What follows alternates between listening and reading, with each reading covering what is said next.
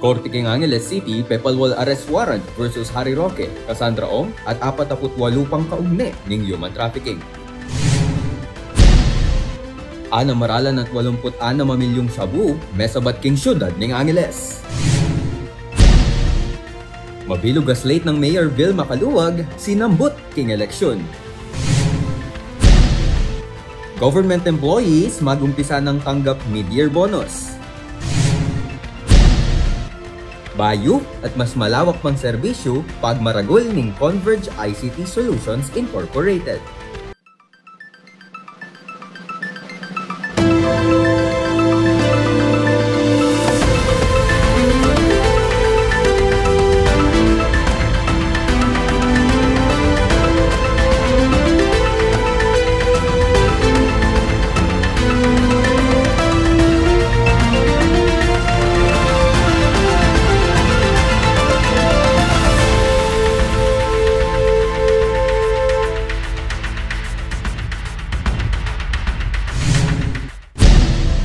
Maya pa oras kabalin. Kaya tabi mabilog ang pwersa ng GNN TV44 pag-ila rin makapanoon at lokal na istoryang dapat yung abalo kapamilataning garantisado kompleto ang pambalansing informasyon. O rin po rin balitang may kalap kilop ng paruminggo. Kaya ko po ibenigin to at iti in News Force Pampanga. Arrest warrant laban kani Attorney Harry Roque, Cassie Ong at 48 pangaliwa king Pepalwal ning Korte king Ciudad Angeles kaugnay ning kasong human trafficking. Ayon report ng Patricia Mamango.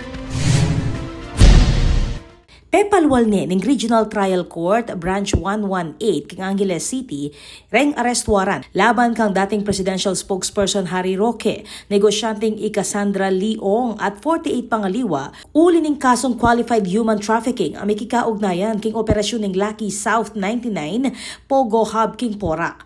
Agpang king Department of Justice o DOJ simpala reng kasong non-bailable qualified human trafficking king Angeles City RTC inyang April 28 2025. Kaya ba kareng akusado dina Attorney Roque amig silbing legal counsel ning Whirlwind Corporation ing kumpanya ating kaugnayan king Lucky South 99 at Iong akidilalang authorized representative ning Pogo Hub.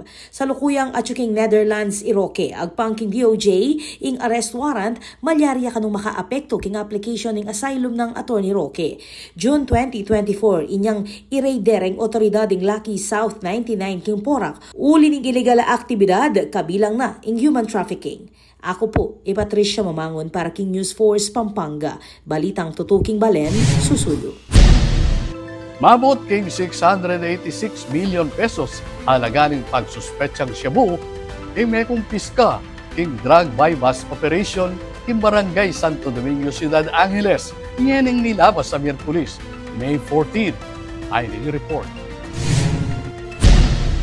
Maabot king 686 million pesos sa alaganing pagsuspetsang Shabu ing may kumpiska king drug bust operation king Barangay Santo Domingo, Ciudad ning Angeles ngening Miyerkules, May 14. Toklo king alos tinala na libo ning illegal na droga ing ikwadra ring operatiba ng Philippine Drug Enforcement Agency o PDEA at ning Angeles City Police Office o ACPO apanin muna ng Police Colonel Joselito Villarosa. Personal yang minta Angeles City Mayor Carmelo Pogi Lazatinong nukarin pinresenta na lang ning hepe reng merakap a drug courier at reng may kumpiskang illegal drugs.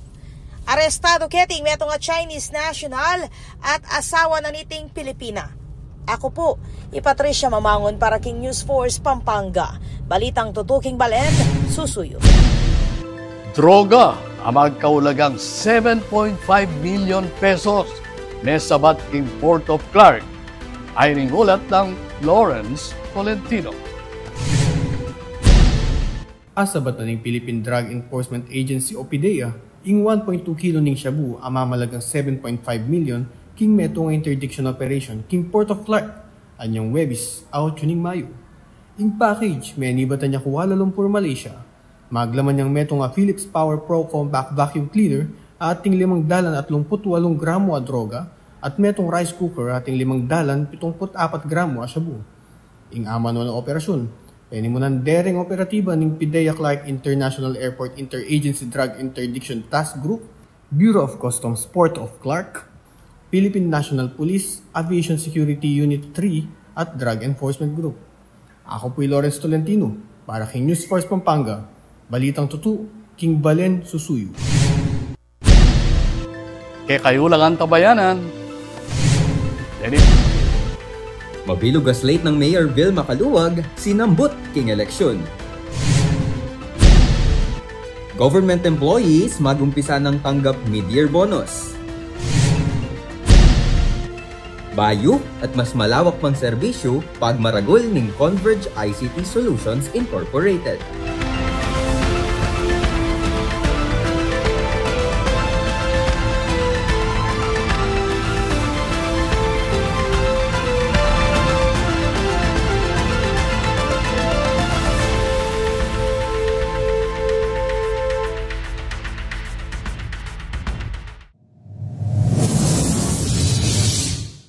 Panandamaning El Nino.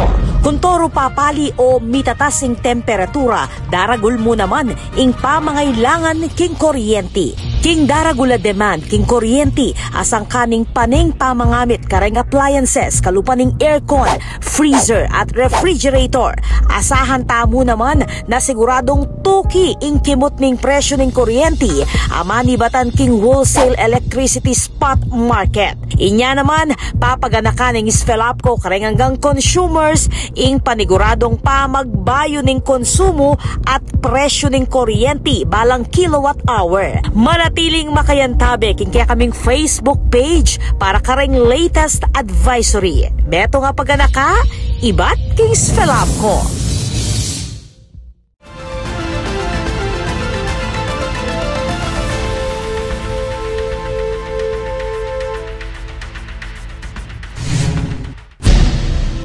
Yan pa rin balitang Kapampangan. Pegmaragul ng Governor-elect Lilia Nanay Pineda na kinilala na rin Kapampangan ing kayang serbisyo king lalawigan kay Batsinambot tingalalan. Ani report ng Patricia Mamangon.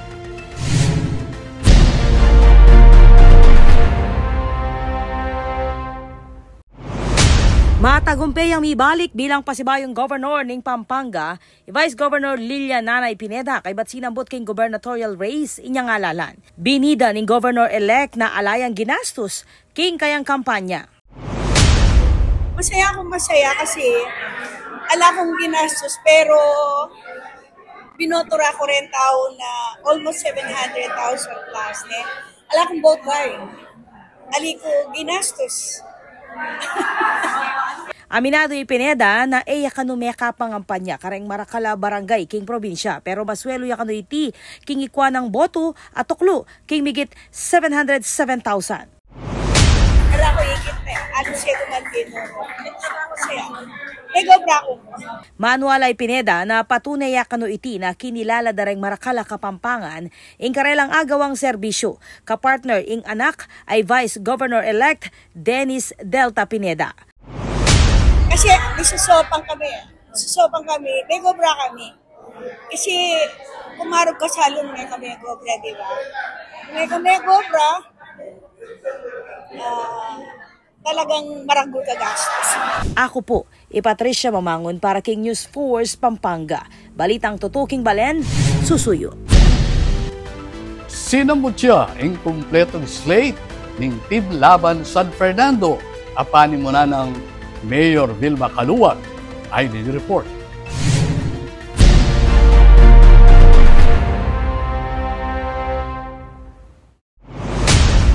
Malutuya ing San Fernando. Makanyan ing panakit dareng Maracala netizens king social media kaybat ng sinambot ning mabiluga slate ning Team Laban San Fernando kaybat asongkit ing 12-0. Matagumpay ning apanatiling Mayor Vilma Caluwag ing posisyon ning alkalde king botong 127,124.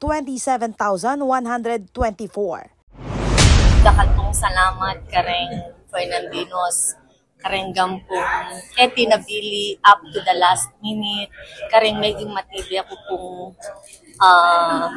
tala-suporta kareng pong barangay officials ditak namong mitagan ka na ako na may pakatatagpuang gaking katatawlian. Mga baldugan mo po talaga ring Fernandinos. Talagang mula pwedeng salon. Nga Fernandinos, itapong nga po tamo kaya kayo lay nyo man po matupad la po rin. Marakal po. Lakwas mi pong samasnan, especially po kakampitala rin meging kasanggata. Mudakal pong salamat kayong tiwala yu at pekiramdaman nyo kami pong grupo na vote straight. Ay, makasaya po. Never ending. Thank you po. Dakala salamat. Kaluguran da kayo po, Fernandinos. Renggam pong supporters ko. Renggam pong may mga kasakitan na pigdalanan ni dakal pong salamat yung sakripisyo yu. Congratulations ngan po kaya katamo. Peburanda naman reng Maracala Fernandino, i-Vice Mayor-elect Brenz Gonzales. Liwaliwang tula, mga lalam atiman, masayang masayaya po, ingkanako pong panandaman. Uling itapong pagal, itapong puyat, megbungang mga santing resulta. Kaya I'm very speechless. I was very emotional. Kitang meging result. Ikwataya po itang 12-0. This is a testament na magaling na pong magboto ren pong Fernandinos. Kaya kayo nga po, magpasalamat ko po kaya kayo uling dininan nyo ko pong panibayong pamikatagon para po magserbisyo at syempre po, ingkanako pong kapatad na Congresswoman Myka Gonzales. Asahan nyo po, kaya kami pong Team Laban San Fernando, imbut mi po itang adinan tala pong masanting ang pong masalang bukas, rengan pong Fernandinos. Asahan nyo po, saup-saup kami po. Dakala. Salamat po, karen pong sinuporta. Kaya kami pong Mayora Vilma at kayong buong Team Laban San Fernando. Dakala salamat, we are very emotional. Samantala, linublangan bilang bayong miyembro ng Sangguniang Panlungsod, dina Councilors-elect Noel Tulabot, G4 David, Harvey Kiwa, Tino Dizon, Ati K. Pineda, Angelo Tatang Jun Hizon, Jay Cuyugan, Mark Joseph Carion, Jason Sikat, at Elmer Benko. Ako po, Patricia Mamangon para King News Force, Pampanga. Balitang tutuking balen, susuyo. King Ciudad Angeles, matagumping asumkit. Pampanga 1st District Representative John Lasatin, Impanga Alcalde.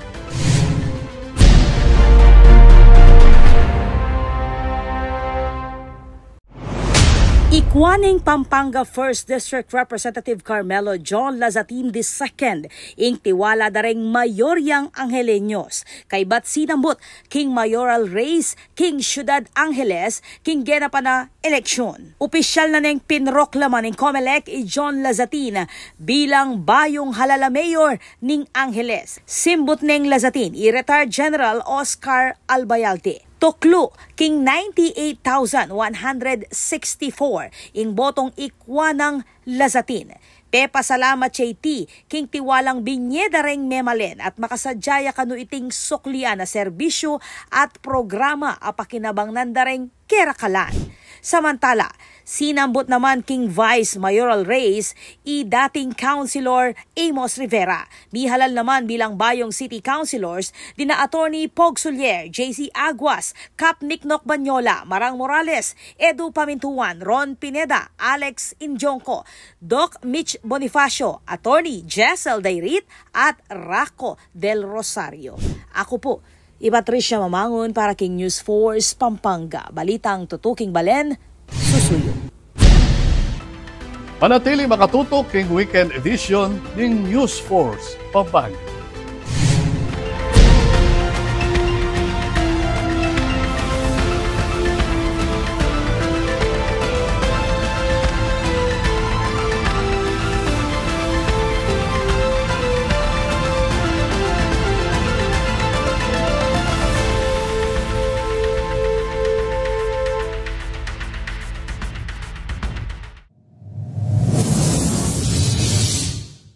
Panandamaning El Nino Kuntoro papali o mitatasing temperatura, daragul mo naman ing pamangailangan king kuryente. King daragula demand king kuryente asang kaning paning pamangamit kareng appliances kalupaning aircon, freezer at refrigerator.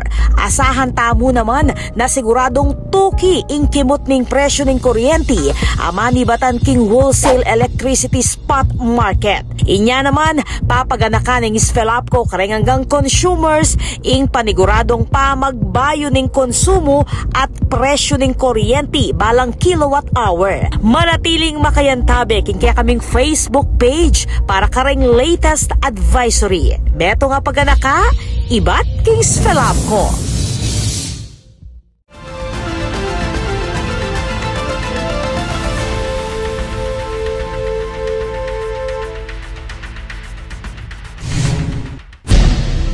Dini pa rin balitang Kapampangan. Opisyal neng may proklamay Engineer Dinan Labong bilang bayong alkalde ng Santa Ana ay ni-report ng Patricia Mamang.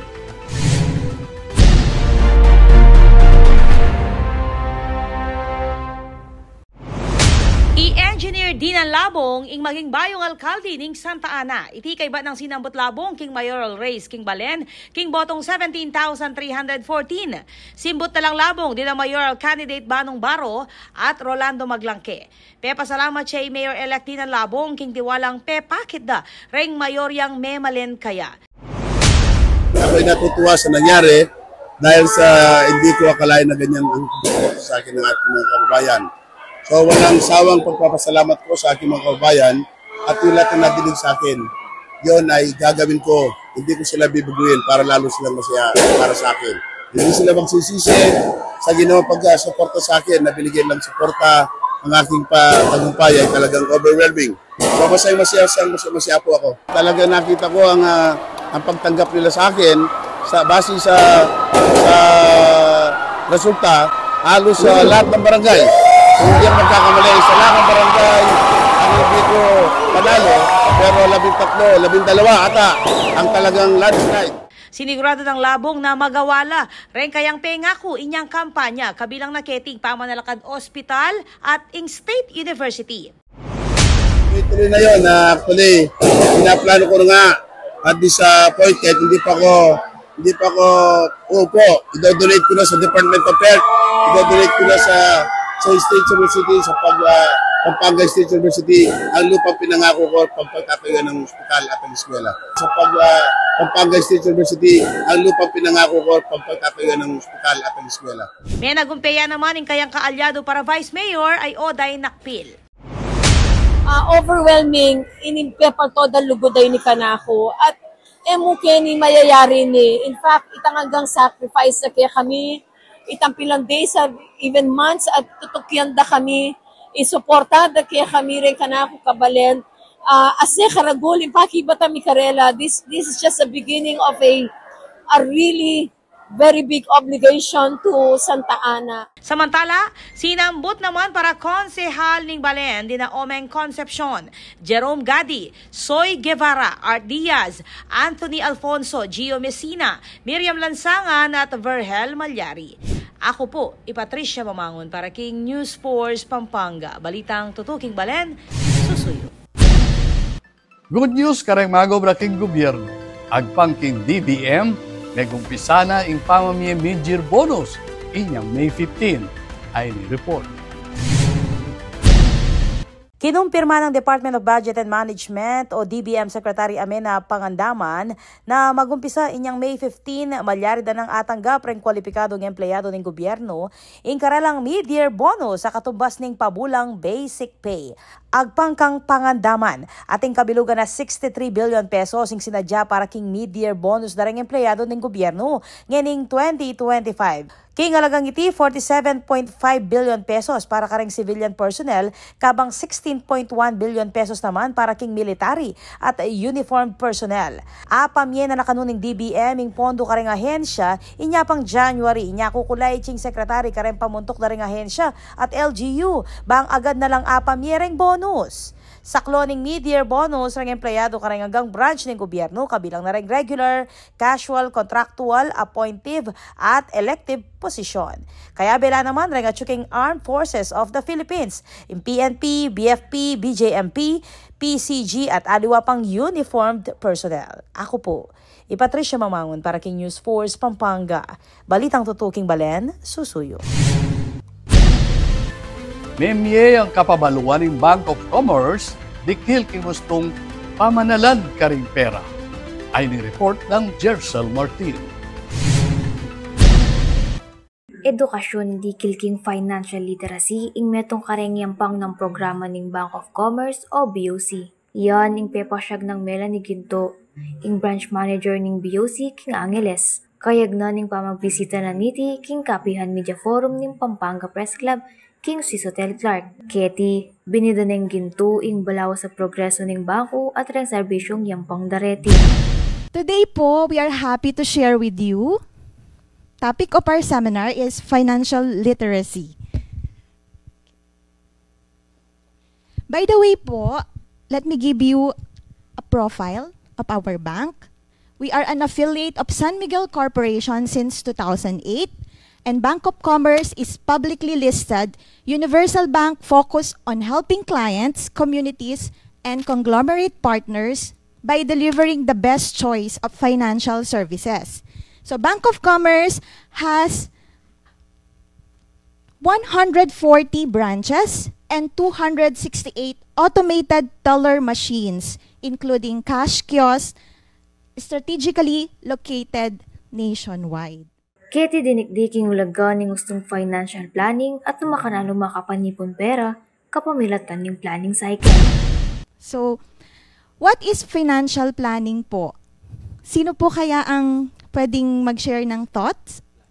Opo, financial planning. By the way po, sa sasagot we have limited edition of Bancom notebook. Any idea lang po sa financial planning? Correct, sir. Thank you po for that. So, financial planning is comprehensive evaluation of individuals' current and future financial state to predict and manage future cash flows, expenditures, and asset values. So, dito po, tuturuan po namin kayo on how to save, well, wherein income minus savings equals expenses. Okay. Next one. The financial planning cycle. So, what is my financial state? So, from this, we will ask ourselves po, nasaan na tayo sa ating financial state? And what do I want to achieve? What must I do to achieve it? Am I doing it right? Or what changes do I need to make it?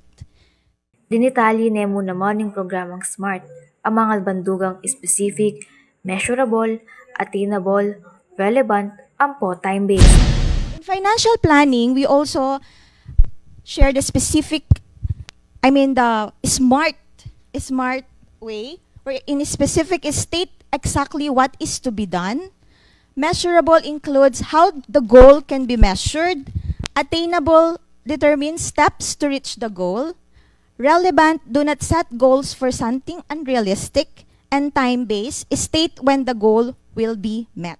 Ako po, Jersel Martin, para King News Force Pampanga.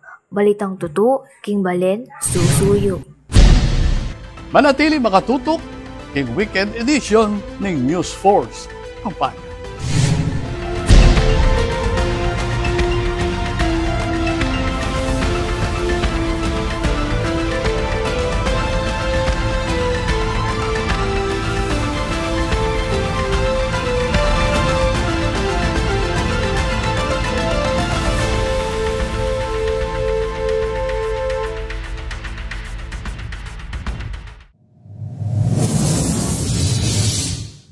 Panandamaning El Nino.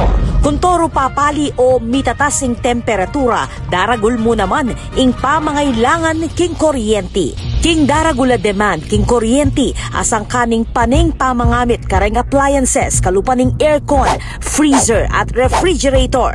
Asahan tamo naman na siguradong tuki ing kimot ning presyo ning kuryente, amani batan king wholesale electricity spot market. Inya naman, papaganakan ning Sfelapco kareng hanggang consumers ing paniguradong pamagbayo ning konsumo at presyo ning kuryente balang kilowatt hour. Manatiling makayantabe king kaya kaming Facebook page para kareng latest advisory. Beto nga paganaka, ibat king Sfelapco.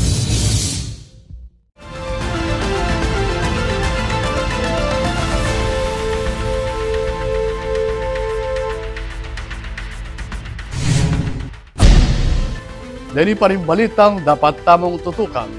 In Converge ICT Solutions Inc., maglayong mas palawakan ng karelang serbisyo ay ningulat ng Aaron Perez.